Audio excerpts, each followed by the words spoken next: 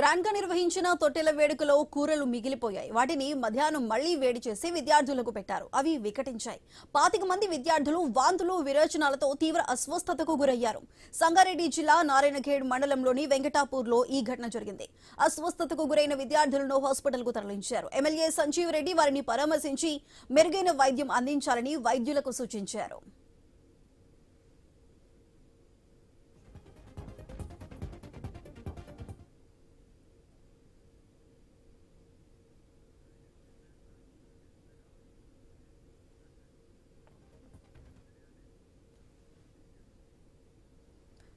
Grand గా నిర్వహించిన తొట్టెల వేడుకలో కూరలు మిగిలిపోయాయి. అయితే వాటిని మధ్యాహ్నం మళ్లీ వేడి చేసి అక్కడ విద్యార్థులకు పెట్టారు. వికటించడంతో మొత్తం 25 మంది విద్యార్థులు అస్వస్థతకు గురయ్యారు. మరి దీనికి సంబంధించి పూర్తి డీటెయిల్స్ మా ప్రతినిధి కాంతి అందిస్తారు.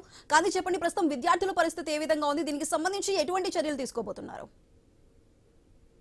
సంగారెడ్డి జిల్లా నారాయణఖేడ్ మండలంలోని వెంకటపూర్ గ్రామంలో ఉన్న ప్రాథమిక పాఠశాల ఫుడ్ పాయిజన్ జరిగిన విషయం అందరికీ తెలిసిందే. అయితే ఇది అదృష్టవశాత్తు ఏ విద్యార్థికి కూడా ఎలాంటి ఇబ్బంది లేకుండా అందరూ సురక్షితంగా ఇప్పుడు నిలకడగానే ఉంది వాళ్ళందరి పరిస్థితి కూడా. అయితే దీని నేపథ్యంలోకి వెళ్ళినట్లయితే వెంకటాపూర్ గ్రామంలో మొన్న ఒక చిన్న తొట్టెల ఫంక్షన్ జరిగింది. తొట్టెల ఫంక్షన్ అంటే సాధారణంగా పాప జన్మించడానికి 21 రోజుల తర్వాత 21 రోజుల పండుగ తొట్టెల పండుగ అని చేస్తుంటారు. దీన్ని ఆ రోజున ఆ బాబును ఆ శిశువును ఉయ్యాలలో వేస్తారు. ఆ పండుగ రోజు ఆ గ్రామంలో జరిగిన వేడుకలు మిగిలిన సాంబారు పప్పు కూరగాయలని తీసుకొని వచ్చి ఎవరైతే ఆ స్కూల్లో వంటలు వండుతుందో మధ్యాహ్న భోజనం వంటలు వండుతుందో ఆమె తీసుకొని వచ్చి వేడి చేసి మళ్ళీ పిల్లలకు పెట్టారు. అయితే దీనికి కారణం ఏంటంటే ఆ వెంకటాపూర్ ప్రాథమిక పాఠశాలలో వంటగది నిర్మాణం లేదు.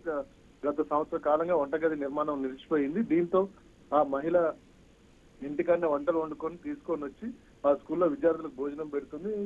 దీనివల్ల నిన్న కూడా అలానే తీసుకొని వచ్చింది ఆమె. కాకపోతే అవేంటంటే ముందు రోజు ఆ ఫంక్షన్ లో మిగిలిన కూరగాయలని అన్నింటినీ కూడా కూరల్ని వేడి చేసుకొని తీసుకొని వచ్చింది. అవి పిల్లలకు పెట్టింది. అయితే మొత్తం ఆ స్కూల్లో 44 మంది విద్యార్థులు ఉంటే 42 మంది మన హాజరయ్యారు. మొదటి విడతలో తిన్న 22 మందికి వాంతులు ఇవన్నీ అవడంతో వెంటనే మిగిలిన వాళ్ళు తినలేదు. వాళ్ళందరూ కూడా హుటాహుటిన నారాయణఖేడ్ ఏరియా ఆసుపత్రికి తరలించారు. ఏరియా ఆసుపత్రికి తరలించడానికి అప్రమత్తమైన వైద్యులు మెరుగైన చికిత్స అందించారు. అందరి పరిస్థితి నిలకడగా ఉంది. సమాచారం అందుకున్న ఎమ్మెల్యే సంజీవ్ రెడ్డి హాస్పిటల్కి వెళ్లి విద్యార్థులను పరామర్శించారు. మెరుగైన వైద్యం అందించాలని వైద్యులకు కూడా సూచించారు. వెంటనే దీనికి సంబంధించి డిఓ స్పందించి ఎవరైతే ఆ స్కూల్ ఇన్ఛార్జ్ ఉన్నారో కాశీనాథ్ టీచర్ సూకజ్ నోట్ ఇచ్చారు. అంతేకాకుండా ఈ వంటలు వండిన ఆమెను పూర్తిగా అంటే శాశ్వతంగా ఆమెను విధుల్లోంచి తొలగించారు. భవిష్యత్తులో ఎక్కడ కూడా ఆమె మళ్ళీ మధ్యాహ్న భోజన పథకంలో పార్టిసిపేట్ చేయకుండా ఆమె మీద నిషేధం విధించారు. ఇది పరిస్థితి. అయితే వెంటనే ఎమ్మెల్యే సంజీవ్ రెడ్డి ఎక్కడ కూడా మొత్తం నియోజకవర్గ వ్యాప్తంగా కూడా ఉన్న పాఠశాలలో ఎక్కడ కూడా వంటగదులు లేని ప్రాంతాలన్నీ గుర్తించి పాఠశాలను గుర్తించి ఇమీడియట్ గా నిర్మాణం పూర్తి చేయాలని సంజీవ్ రెడ్డి విద్యాశాఖ అధికారులను ఆదేశించారు. ఇది ప్రస్తుతానికి అయితే విద్యార్థుల పరిస్థితి నిలకడగా ఉంది. ఎలాంటి ఆందోళన చెందాల్సిన పరిస్థితి లేదు. త్రుటిలో తప్పింది ప్రమాదం. Right Kranti, thank you.